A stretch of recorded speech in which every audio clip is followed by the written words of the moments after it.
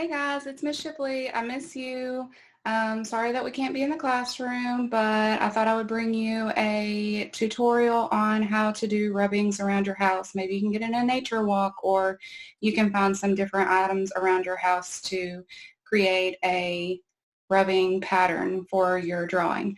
So I'm going to show you on a tutorial how to draw out a landscape using foreground, middle ground, and background, line, shape, color, form, texture, the elements of art that we've been going over in class. We're going to draw out a small little landscape, and we're going to take it outside and do some texture rubbings. But if you happen to be doing this on a day that it's raining, I brought in some items that I had around the house. I got a piece of wood. It has a texture right here. I have a rock that has a texture, and I have Legos. I also got the end of a spoon that has some texture, and you could even go as far as using the sole of a shoe. So you're going to need some broken crowns or crowns without the wrappers, and I'm going to show you how to use those. Also, you are going to have a piece of paper, a pencil, markers, and again the crowns, and I'll show you how to use the crowns. Alright, so here we are. We're going to go into drawing.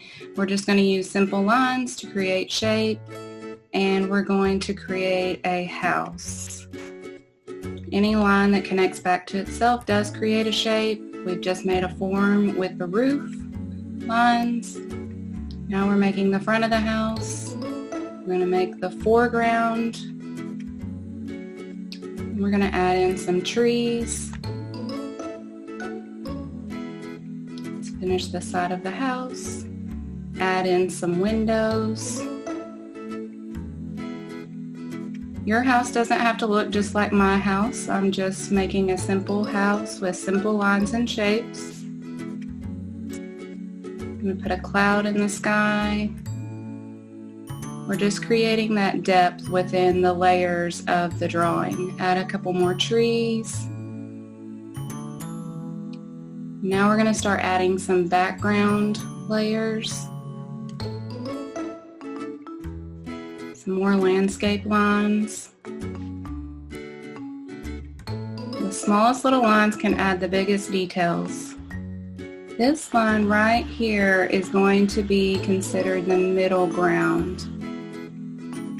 It's between the foreground and the background. And then we're going to add a line leading into the house. We have a pathway that creates the end of our foreground, and then the clouds finish out the background.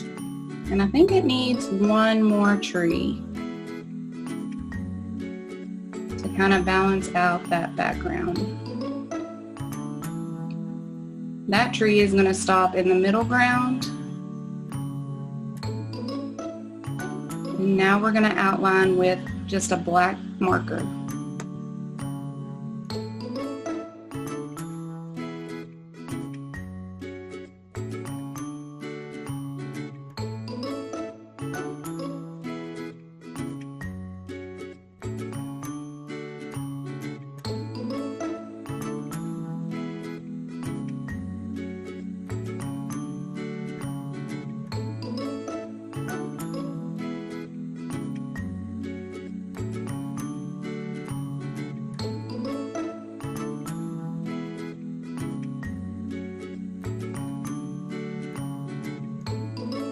Now that we're all done outlining, let's go outside and find some textures.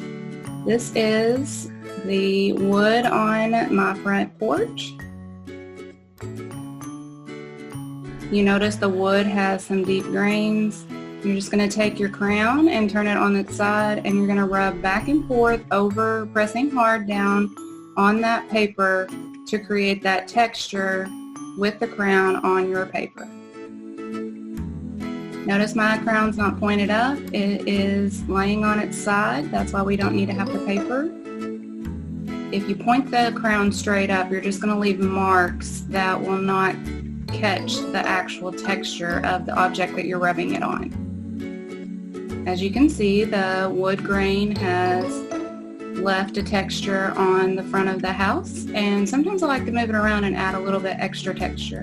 Here's my little helper. Declan is helping me rub the crayon on the edge of the bricks, and then we went over to the tire swing to do the door, and then we even went on to the siding of the house. Just make sure that you're not riding on the house and you're turning your crayon on the side.